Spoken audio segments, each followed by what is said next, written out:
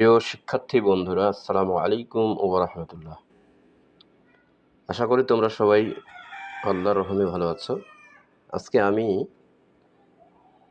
তোমাদের জন্য আ অবশ্যই একটি গুরুত্বপূর্ণ ক্লাস বলতে হবে। কেননা আজকের আমাদের যে আ আলোচনার বিষয় সেটি হচ্ছে কমপ্লিটিং সেন্টেন্স।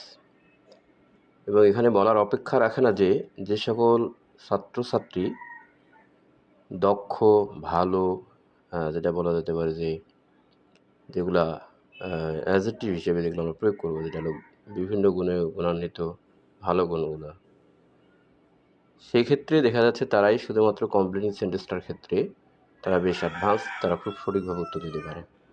তা আমি তোমাদেরকে বলবো, তোমরা যারা কমপ্লিটিং সেন্টেন্সের উপর মারাত্মকভাবে চিন্তিত, আশা করি তোমরা যদি এই ক্লাসটি দেখো তাহলে অনেকটাই তোমরা উপকৃত হবে।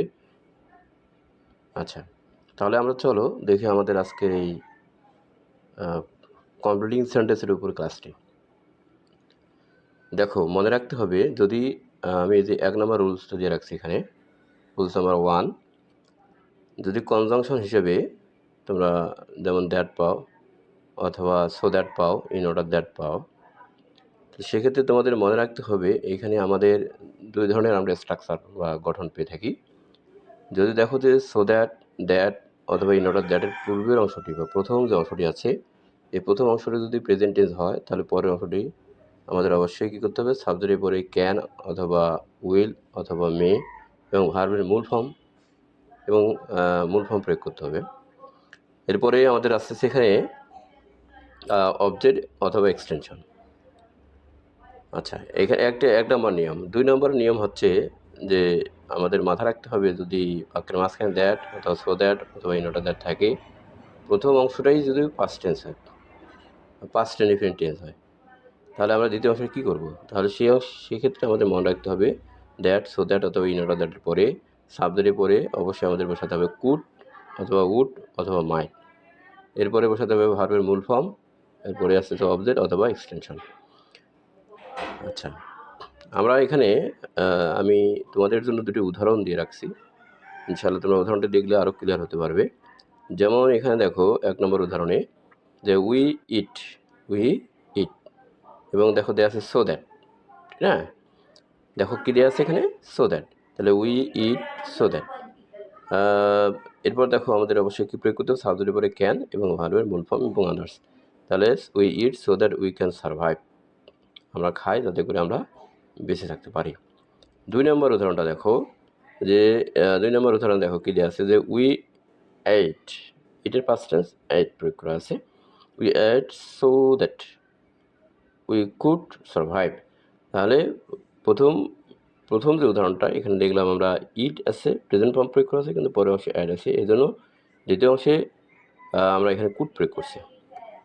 এরপর দেখো তোমাদের বাক্যের 2 নম্বর যে নিয়মটা দেওয়া আছে, 2 নম্বর নিয়মটার ক্ষেত্রে তোমাদের যে নিয়মটা অনুসরণ করতে হচ্ছে, যে বাক্যের মাঝে যদি অ্যাজিভ অথবা অ্যাজও থাকে, তাহলে সেক্ষেত্রে তোমরা কী করবে? সেক্ষেত্রে মনে রাখতে হবে প্রথম অংশটা যদি প্রেজেন্ট টেন্স হয় পরটা পাস্ট ইনডিফিনিট, আর প্রথম অংশটাই যদি পাস্ট ইনডিফিনিট হয় পরটা আমাদের অবশ্যই পাস্ট পারফেক্ট করতে হবে। এখানে 2টা নিয়ম দেওয়া আছে। দেখো স্ট্রাকচার নাম্বার 1, যে দেখো প্রথমটা যদি প্রেজেন্ট টেন্স হয়, এরপরে অ্যাজিভ অথবা অ্যাজও থাকে, তো সেক্ষেত্রে সাবজেক্টের পরে ভার্বের পাস্ট ফর্ম প্লাস আদার্স। আচ্ছা, এখানে আরেকটি দেখো গুরুত্বপূর্ণ উদাহরণ দেওয়া আছে, সেটা হলো অর, যে স্ট্রাকচার বা কাঠামোটা দেওয়া আছে, সেটা হলো সাবজেক্টের পরে কী দেওয়া আছে, ওয়্যার।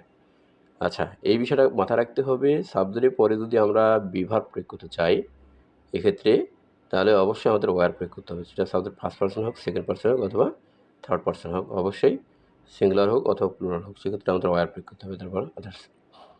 2 নম্বর স্ট্রাকচারটাতে দেখতেছি যে পাস্ট টেন্স দেখা যাচ্ছে অ্যাজিভ অথবা অ্যাজ দো। এরপর দ্বিতীয় অংশে দেখো কি আছে, সাবজেক্টের পরে হ্যাড এবং ভার্বের থ্রি অথবা ভার্বের পাস্ট পার্টিসিপেল আর অবজেক্ট। আচ্ছা, আমরা উদাহরণগুলো দেখে লক্ষ্য করি। 1 নম্বর উদাহরণ দেওয়া আছে, শি স্পিক্স অ্যাজ ইফ, সে এমনভাবে কথা বলতেছে যেন শি ওয়ার মেট। তাহলে আমরা এখানে ওয়ার, আমরা কিন্তু শির পরে সাধারণত আমরা জানি যে ওয়াজ বসার কথা, কিন্তু এখানে বসে গেছে ওয়ার, কারণ যেহেতু এখানে ইচ্ছাবোধক, এটা একটা গঠন, মনে রাখতে হবে, এটা একটা গঠন, এটা মাথায় রাখতে হবে যে অ্যাজিভের পরে সাবজেক্টের পরে যদি বি ভার্ব প্রয়োগ করতে যাই তাহলে সেক্ষেত্রে আমাদের অবশ্যই ওয়্যার প্রয়োগ করতে হবে। আচ্ছা, অথবা দেখো কি দিয়ে আছে, শি নিউ এভরিথিং, তাহলে প্রথম অংশটা আমরা প্রেজেন্ট টেন্স পেলাম, পরটা আমরা পাস্ট টেন্স পেলাম। আচ্ছা, এরপর 2 নম্বর উদাহরণটা যে শি স্পোক, তাহলে স্পিকের পাস্ট টেন্স হলো স্পোক।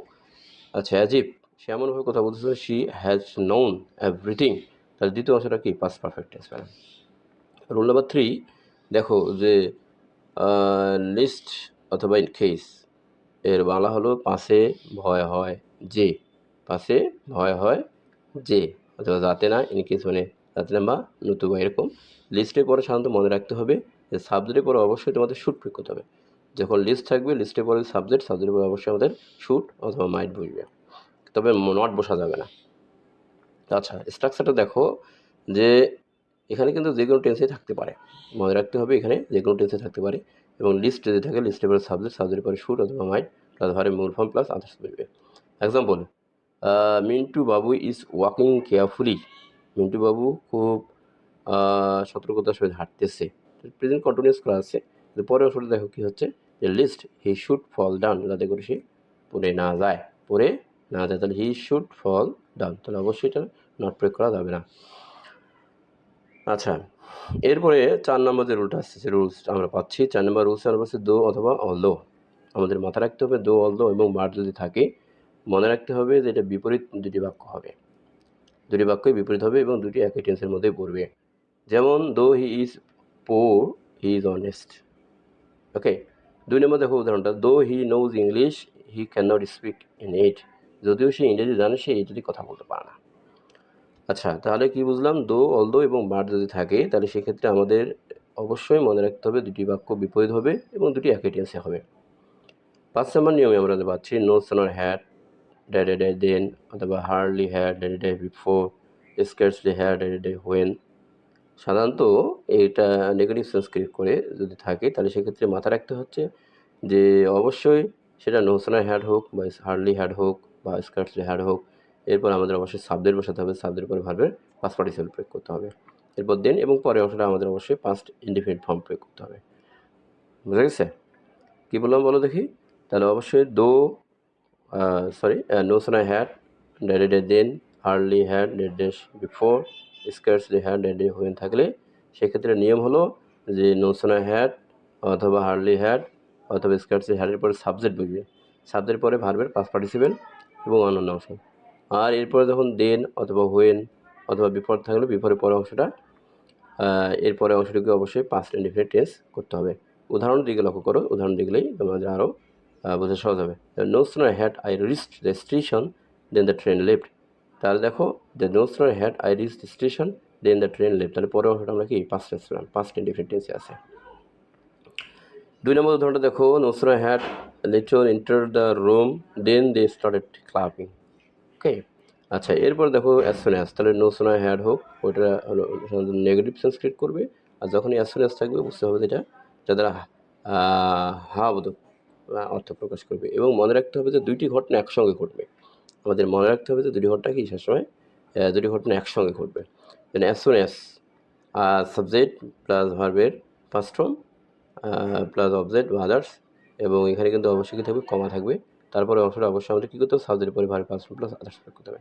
এই উদাহরণস্বরূপ আমরা দেখি এখানে as soon as Durya Das sat down, as soon as Durya Das sat down the phone rang, মানে দুর্য দাস বসতে না বসতেই ফোন চলে আসলো বা ফোনটা বেজে আসলো, তাহলে একসঙ্গে আমরা কটা ঘটনা পেলাম, দুইটা ঘটনা পেলাম।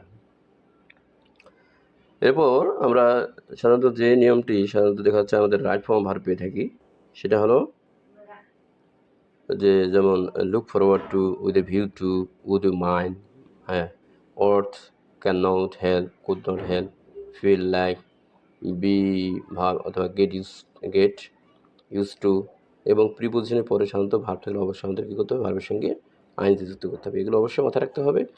যেহেতু এই নিয়মগুলো রাইট ফর্ম ভাবে আমরা পেয়ে থাকি, তাই এই নিয়মগুলো অবশ্যই শুধু যে এখানেই কার্যকর তা না, বরং তোমরা রাইট ফর্ম ভাবে সুন্দর করে এগুলো যদি মনে রাখতে পারো তাহলে উত্তর দিতে পারবে। আচ্ছা, তাহলে উদাহরণ দিকে লক্ষ্য করো, I look forward to meeting you, I look forward to meeting you, তাহলে কী পেলাম আমরা, দেখো meeting you, I look forward to meeting you, তাহলে টু এর পরে কি ভার্বের সঙ্গে আইএনজি প্লাস আদার্স পেলাম। একটা উদাহরণ দেখো, he went to the library with a view two মানে উদ্দেশ্যে, ব্রোয়িং আ বুক, ব্রোয়িং আ বুক। ওকে, সো আমরা আজকে এই পর্যন্ত দেখলাম যে আমাদের এই প্রথম ক্লাসটি। ইনশাল্লাহ আমরা দ্বিতীয় ক্লাসটিতে বাকি যে নিয়মগুলো আছে সেই নিয়মগুলো শিখব ইনশাল্লাহ। আজকে এই পর্যন্ত, সবাইকে ধন্যবাদ জানাই। আসসালামু আলাইকুম।